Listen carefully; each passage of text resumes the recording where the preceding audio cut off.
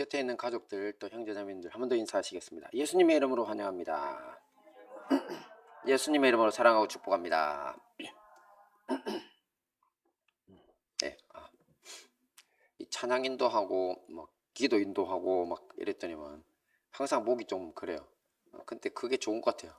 제 스타일이라서 그냥 앉아 있다가 설교만 하는 거는 영 스타일이 아닌 것 같아요. 마음에 그냥 차지 않아요. 뜨겁게 같이 기도하고 부르짖고 이게 제일 좋습니다. 자, 우리 다 같이 말씀을 한번 보도록 하겠습니다. 오늘 말씀은 갈라디아서 6장 14절 말씀입니다. 함께 봅니다. 시작. 그러나 내게는 우리 주 예수 그리스도의 십자가 외에 결코 자랑할 것이 없으니 그리스도로 말미암아 세상이 나를 대하여 십자가에 못 박히고 내가 또한 세상을 대하여 그러하니라. 아멘. 네, 제가 잠시 이 유튜브 컨텐츠 제목을 한 두어 개 보여드리겠습니다. 보시면 미국이 갑질하던 궁극의 기술을 한국인이 개발하자 미국은 분노, 전 세계는 열광하는 놀라운 이유, 한국이들은 정말 기적을 만든다. 조금 낯뜨겁죠. 자, 한 번 더. 또 전 세계 유일하게 오직 한국 해군만이 미국의 항공모함 전단을 전멸시킬 수 있는 군대를 보유한 상황. 자, 이게 도대체 무슨 소리인지 아시겠습니까? 자, 이게 일부 유튜브 채널의 방송 제목인데요. 자, 이런 것들을 일명 국뽕 컨텐츠라고 부릅니다. 국뽕. 이 국뽕이란 말은 국가와 히로뽕을 합성한 겁니다. 마약 히로뽕 아시죠? 먹으면 해롱해롱 간답니다. 네, 주사 맞는 건데. 그래서 이 마약에 취한 것처럼 국가에 대한 자부심에 도취되어 있는 상태를 이 국뽕이라고 하고요. 그리고 이런 내용들을 다루는 채널을 국뽕 채널이라고 합니다. 자, 이 국뽕 채널이 다루는 소재는 K-팝, K-스포츠, 또 K-방역, 화장품, 패션, 거리 풍경, 경제 등 국뽕이 차오르게 할 수만 있다면 종류를 가리지 않습니다. 이 조회수도 아주 높아서 수익이 꽤 짭짤한데 어느 정도인가 봤더니만 유튜브 채널 내에서도 랭킹 도서관이라는 곳이 있어요. 그래서 수익이 어느 정도 되는지를 조사해 봤더니만 이쪽에서 국뽕 채널 유명한 채널의 경우에 대략 한 월 수익이 8,826만 원 이렇게 거의 1억 가깝죠. 얼마나 사람들이 많이 보는지 알 수 있죠. 그래서 그런지 요즘 이런 유의 국뽕 채널이 늘어가는 추세라고 합니다. 자, 우리나라가 원래 애국심 강하기로 참 소문난 민족이기는 합니다. 참 좋은 현상이죠. 애국심 강해야 됩니다. 하지만 그래도 국뽕만은 사절해야 합니다. 이 국뽕은 있는 사실을 너무 많이 과장하고 왜곡하는 것으로 다른 나라 사람들 보기도 좀 민망하죠.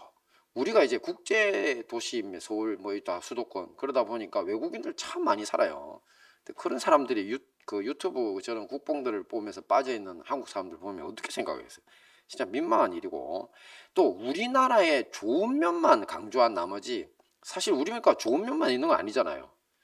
나쁜 면도 있는데 그런 거는 일부러 외면해 버리려고 하는 그런 지각 없는 국민들이 될 수 있는 겁니다. 그래서 국뽕은 상당히 우려스러운 현상입니다. 그런데 이 코로나 환경에서 국뽕 현상이 더 유행하고 있다는 보고가 있더라고요. 자, 이런 현상에 대해서 한 대중문화평론가는 요즘은 워낙 현실이 만족스럽지 못하다 보니까 이 국가적인 자부심을 통해 현실의 열등감을 보상받으려는 심리가 있어서 예전보다 더 열광하는 것 같다고 이제 분석을 했습니다. 그러니까 국가적인 자부심을 통해서 자기의 열등감을 보상받으려고 하는 것 때문이라는 거죠. 자, 이것이 바로 국뽕 컨텐츠가 창궐하는 이유라는 겁니다. 자, 그렇다면 이제 우리 신앙생활의 관점으로 돌아와서요. 자, 우리 자신도 돌아봐야 합니다. 자, 우리는 지금 어떤 것들을 자랑하고 있습니까? 여러분이 이제 히로뽕에 취한 것 마냥 맨날 자랑하는 그런 것들이 있다면 그런 자랑들이 과연 그리스도인으로서 합당하냐는 겁니다. 자, 그래서 오늘은 이 점에 대해 예수님만 자랑하라는 주제로 함께 은혜를 나누도록 하겠습니다. 함께 봅니다. 시작. 사람을 자랑하지 말라. 말씀 보겠습니다. 그런즉 누구든지 사람을 자랑하지 말라. 만물이 다 너희 것입니다. 네, 하나님의 말씀은 사람을 자랑하지 말라고 합니다. 원래 이 고린도전서 말씀은 고린도 교회의 분쟁 사건에서 나온 사도 바울의 권면 중 하나인데요. 당시 고린도 교회 교인들은 이 교계의 지도자였던 아볼로나 게바라고 불렸던 사도 베드로, 또 사도 바울 등의 이름을 따라서 나는 아볼로파다, 나는 게바파다, 나는 바울파다, 뭐 이 등등 이 자기가 속한 그룹에 이름을 붙여놓고는 그런 것들을 들먹이면서 이제 교회에서 파당짓고 분쟁을 일으키고 있었습니다. 사실 이것은 당시 로마 세계에서는 이런 식으로 사는 것이 당연한 일이었다고 합니다. 네, 이제 문화사적으로 연구를 해보면, 왜냐하면 당시 로마의 시민계급들은 그리스 로마 철학의 선생들을 소피스트나 아니면 지혜교사라고 불렀거든요. 근데 그들에게서 배우고 추종하는 사람들이 많았습니다. 시민계급들은 뭐 돈도 남고 우리로 치면 중산층 이상 정도 되죠. 자, 그러다 보니까 이때 이 사람들이 그 철학자, 뭐 소피스트, 소피스트를 철학자라고 다 같이 불러도 됩니다. 소피스트, 지혜교사 이런 사람들, 뭐 이런 사람들을 추종하면서 학식을 넓히는 거죠. 근데 저마다 자기의 교사들을 자기 그룹의 주인으로 세우는 전통이 있었습니다. 자, 이를테면 나는 소크라테스 파다, 이렇게, 아니면 나는 플라톤 파다, 뭐 아리스토텔레스 파다, 이런 식입니다. 자, 이것은 앞에서 국뽕의 심리에서 보신 것처럼 자기가 따르는 교사들에 대한 이 자부심을 통해 현실의 열등감을 보상받으려는 심리를 가진 사람들이 많았기 때문으로 보입니다. 자, 그런데 이런 일이 세속을 넘어서서 당시 고린도 교회까지 침투해 있었던 거죠. 자, 2000년이 지난 오늘날 우리 교회들은 어떨까요? 2000년 지나도 마찬가지입니다. 자, 이런 문제로 몸살을 앓고 있는 교회들이 심히 많습니다. 자, 이런 교회들을 보면 권력을 가진 사람이나 재물이나 명예, 학벌을 가진 사람을 중심으로 사람들이 모여듭니다. 능력 있는 사람들을 중심으로. 자, 이들은 대개 내가 속한 그룹은 뭐 학벌이 높은 사람들이라거나 아니면 재력가라거나 또 사회적 지위 등이 높고 교회에서는 이런 일도 하고 저런 직분도 되고 장로도 한다, 뭐 이런 식으로 자기가 그런 사람들과 한물이라는 사실을 자랑으로 여깁니다. 자, 하지만 이런 자랑 역시 뭐라고 했죠? 이런 자랑은 열등감의 발로일 뿐입니다. 자, 이런 일들을 위해서 사도 바울이 해답을 제시하죠. 함께 볼까요? 시작. 그런즉 누구든지 사람을 자랑하지 말라. 만물이 다 너희 것임이라. 네, 사도 바울은 지금 사람, 그러니까 인간을 자랑하지 말라고 합니다. 자, 그 근거로서 세상의 모든 것이 우리의 것이라고 합니다. 자, 그런데 이런 이야기는 사실 처음 듣는 이야기 아닌가요? 세상의 만물이나 모든 것이 다 여러분의 거래요. 만물은 세상 모든 거거든요. 나는 뭐 집도 한 채 없는데, 나는 집 한 채도 없는 사람인데 무슨 만물이 다 나의 것이라니, 어른들은 그렇게 생각할 수 있죠. 자, 사도 바울이 어떤 의미에서 이런 말을 했는지에 대해서는 잠시 후 살펴보도록 하고요. 일단 만약 사도 바울의 말대로 우리가 만물의 주인이라면 이 만물에는 당시 사회에서 존경받던 뭐 소피스트나 지혜교사는 물론 세상에서 유명하거나 권세 있는 모든 사람들 다 포함이죠. 또 심지어 성도들을 가르치던 예수님의 제자들이었던 사도들까지 그 만물에 포함됩니다. 자, 만물이란 이 세상에 존재하는 모든 것이라고 했죠. 그래서 그렇죠. 자, 그러니 이런 논리라면 교회를 다니며 성도라고 불리는 사람들이 어떤 사람이나 또 어떤 뭐 단체나 또 심지어는 사도들 중에 유명한 어떤 사람에게 내가 속했다고 자랑질하는 거, 그거 참으로 어리석은 일이 될 수밖에 없습니다. 왜? 사도 바울의 말대로라면 자기는 만물의 주인인데 스스로 다른 사람보다 하등하다고 여기면서 내가 걔네들한테 속했어, 이렇게 하고 살아간다는 거죠. 맞죠?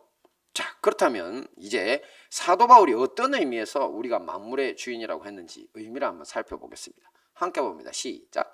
예수님만 자랑하라. 말씀 보겠습니다. 자, 그러나 내게는 우리 주 예수 그리스도의 십자가 외에 결코 자랑할 것이 없으니 그리스도로 말미암아 세상이 나를 대하여 십자가에 못 박히고 내가 또한 세상을 대하여 그러하니라. 네, 오늘 어려운 말이 많이 나오는데요. 사도 바울은 지금 예수님을 통해 세상이 못 박혔다고 선언합니다. 세상이 십자가에 못 박혔다. 자, 이것은 2000년 전 갈보리 언덕에서 일어난 그 일이, 십자가에 예수님이 못 박히신 일이 인류 역사의 전환점이라는 뜻입니다. 자, 이 일로 인해서 옛 세상이 십자가에 못 박혀 죽고 새로운 세상이 열렸다는 겁니다. 자, 예전의 인류는 어떤 상태였냐면 육체에만 속한 삶을 살았습니다. 육체의 특징은 뭐죠? 육체는 유한합니다. 유한이라는 것은 아무리 건강했던 사람도 아무리 귀한 물건이라도 세월이 지나면 늙고 낡고 결국에는 죽고 또 부패에 사라져 가는 것이 육체의 특징입니다. 제가 요즘 제 머리숱이 많이 없어진 걸 보고 놀라고 했어요. 제가 어릴 때부터 우리 어머니가 머리에 숱 많다, 또 우리 이발소에 갈 때마다 맨날 듣던 소리 숱 많다였는데 요즘 그거를 보니까 옛날보다 훨 줄었어요. 물론 저보다 더 없는 분들이 오목사 뭔 소리 하냐 뭐 이런 소리 할 수 있지만 이게 옛날에 보던 한 5년 전 사진하고 지금 비교해봐도 확 줄었더라고. 그래서 제가 껄껄 웃습니다. 야, 나도 낡고 있구나. 네, 우리는 다 이게 이렇게 되는 게 육체의 특징이라는 겁니다. 자, 하지만 예수님의 십자가 사건은 죽은 육체가 부활해서 그냥 잠시 재생되는 게 아니랬죠. 부활해서 새로운 존재가 됐다고 하는 인류가 단 한 번도 경험해 보지 못했던 재창조, 새 창조의 역사를 일으킨 것입니다. 예수님의 십자가 사건이요. 그리고 예수님은 이 사실을 믿고 따르는 우리 하나님의 백성들 모두를 그 부활 생명의 일부로 불러주셨습니다. 자, 그러므로 이제 우리는 더는 육체에만 속한 사람이 아니라 예수님의 영원한 생명에 속한 사람이라고 할 수 있습니다. 비록 지금은 이 늙어가고 병들고 결국 부패에 사라져버릴 이 육체의 생명과 함께하고 있지만 결국 우리 안에 있는 부활 생명이 우리의 종착지가 될 수밖에 없다는 것입니다.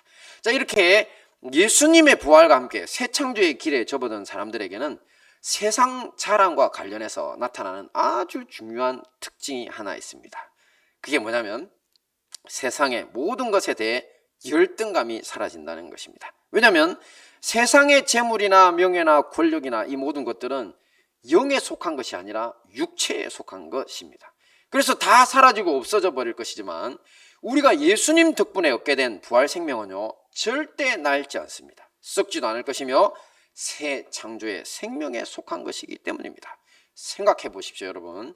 썩지 않을 새 생명에 속한 존재가 썩어 없어질 것을 가졌냐 갖지 못했냐에 따라서 열등감을 가질 수는 없는 노릇입니다. 그러니 이제 앞에서 사도 바울이 우리가 만물의 주인이라고 말한 이유, 사람 자랑하지 말라고 한 이유를 아시겠죠?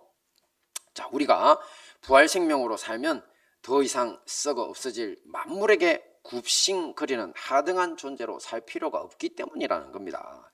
자, 그렇다면 교회 다니면서도 아직까지 세상 자랑에 매여 있고 맨날 요즘은 자랑이라 안 하죠. 자랑질이라고 그러죠. 그놈의 자랑질 끝도 없고 또 온갖 열등감에 사로잡혀서 그냥 앞에서는 좋은 척하지만 뒤에 가서 그냥 얼마나 시기 질투를 하는지, 그런 사람들은 도대체 왜 그러냐는 거죠. 자, 왜 그렇습니까? 사실 우리 교회 이런 사람들 제가 알기로는 없습니다. 네, 그래서 제가 지금 담대히 하는 겁니다. 만약에 여러분들이 그렇게 사는데 제가 이렇게 설교했다가는 이제 또 설교 마치고 엄청 뜯기겠죠. 네, 제가 교회를 많이 다녀봤어요. 많이 다녀봤는데 그런 사람들이 너무 많아요. 그래서 우리는 생기기 전에 좀 예방하려고. 네, 그러니까 자, 하여튼 잠시 잃어버렸네요. 자, 어디까지 했더라? 네, 자, 교회 다니면서도 왜 아직까지 이렇게 세상 자랑질에 그렇게 끝이 없고 열등감에 쌓인 사람이 많냐? 자, 이유는 뭐냐면 당연히 예수님의 부활과 함께하는 이 새 창조의 길에 들어서지 못했기 때문입니다.